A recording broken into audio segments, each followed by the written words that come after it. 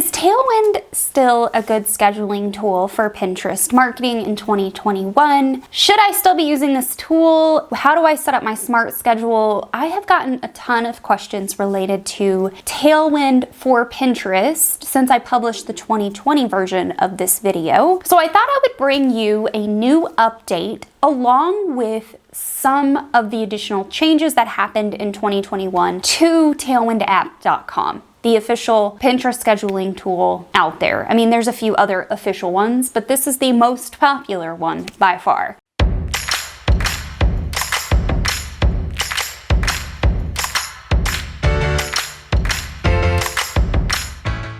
If you're new here, hey, I'm Heather Farris. I run this channel and a Pinterest marketing agency where we help content creators just like you to get more traffic and sales by using a Pinterest marketing strategy. Let's talk about Tailwind, baby, because that's what we're here for today.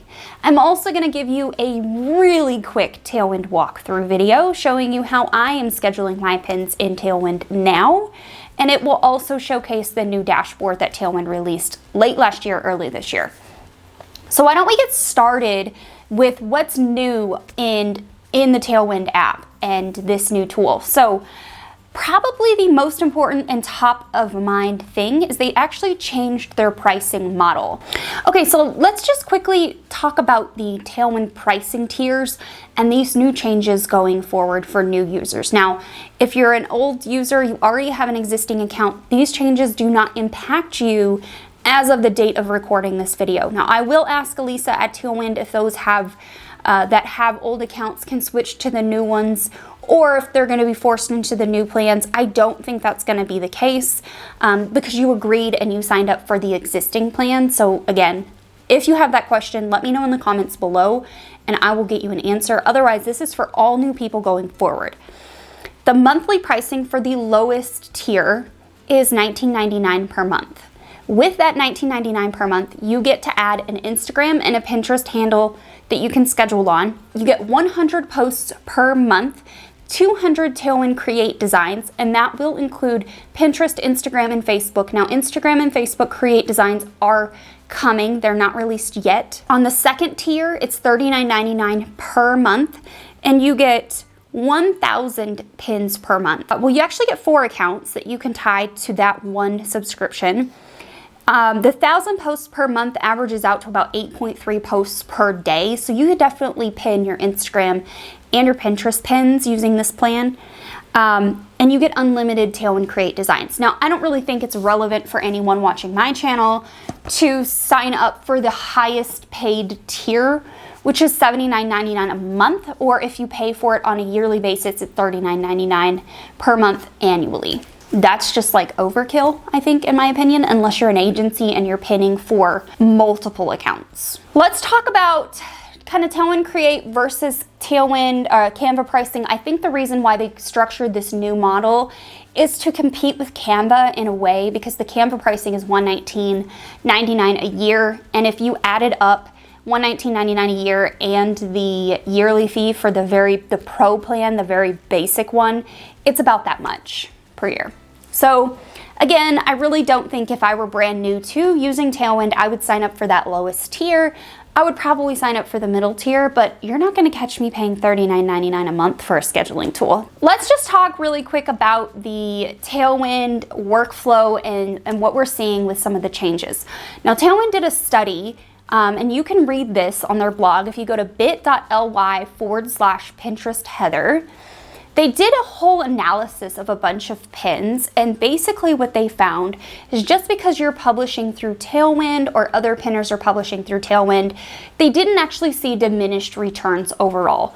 So as it stands right now, filming on May 28th of 2021, I still recommend using Tailwind as a scheduling tool. I'm still going to use it as long as I can be billed at that $119.99 per year pricing point of the original grandfathered plan.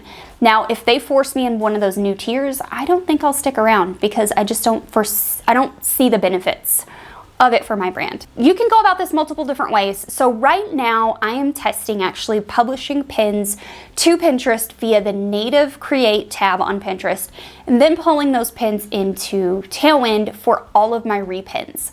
So essentially I'm creating the pin the very first time on Pinterest, and then I'm only using Tailwind for my repurposing or repinning of those pins later. I don't really see a need to go that far if you don't want to. What I'm saying is very clear. You can still use Tailwind to schedule and publish all of your pins, including the very first version. Even if you see the impressions on your Pinterest account seem to be lower, or you're hearing that in the communities out on Facebook, because Lord knows, I don't think it's really anything that you need to worry about, because Tailwind did that study of a bunch of different accounts. I can't tell you exactly how many. If you go to bit.ly/Pinterest Heather, that blog post will tell you the exact details of the study that they did. Just because I am testing out publishing to Pinterest first and then using Tailwind as a redistribution tool doesn't mean you have to do the same thing. You can still upload everything to drafts or upload it to your blog posts and then pull it right into Tailwind and schedule it straight to your queue. Either way is fine at this point in the juncture. However, in the quick tutorial that I'm about to walk you through, I am going to show you my exact workflow as it stands right now and what I have been doing for 2 months, which is the last 60 days of activity prior to today. If you are new to Tailwind, you're about to see the dashboard and what this whole tool looks like. So let's just dive right on in. Okay, so we are inside of the Tailwind, just their main screen. So we'll go to the dashboard, and then we need to actually go to my blog first. There's a couple of blog posts I haven't actually saved just yet. So I'm gonna open those up, and I'm gonna save them via the Pinterest scheduling button here, or the share button. I'm gonna choose the pin that I think needs saved. I think it's this one. And that's gonna pull up my Pinterest account. So I'm gonna pin this one to Pinterest Strategies. And then I'm gonna click this little thing and say, see it now. And then I wanna edit it a little bit because it didn't actually bring through my title, which is frustrating. So once the screen loads, I'm gonna put in a title, stop making these Pinterest mistakes.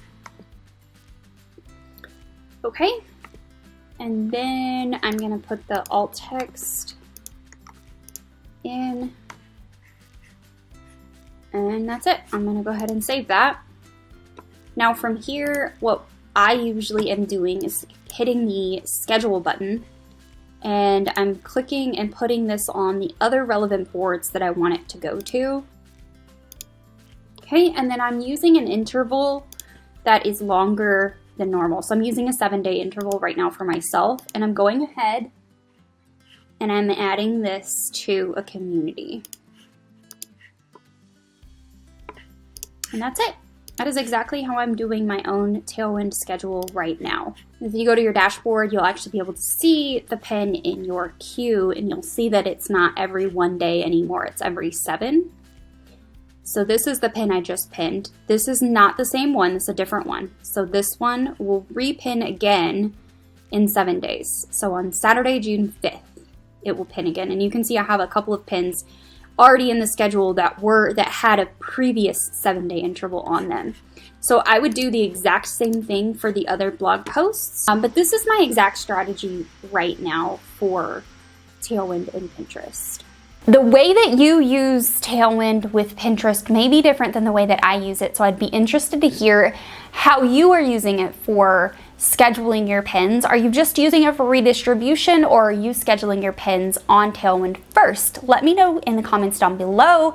And before I let you go, I just wanted to give you one quick announcement. So I actually pivoted my Pinterest course, Pin Profit Plan, into a full membership community. So the entire membership is wrapped around Pin Profit Plan. And if you would like to learn more about joining the membership community and getting yourself into a Pinterest marketing strategy with accountability and support, head on down to the description box in the video below, and it's called Pin Profit Academy, or just go to pinprofitacademy.com and you can read all about the membership group that I actually opened today, May 28th, the day that I'm filming this video. So that's it. That is all for the Tailwind 2021 update. Yes, I'm still using it. Yes, it's still relevant. Hit me in the comments down below if you have any questions or comments about using Tailwind this year. And if you're still in need of any marketing tips as they relate to Pinterest or Tailwind, head on over to our Pinterest marketing playlist right there and you will have everything at your fingertips. Until next time.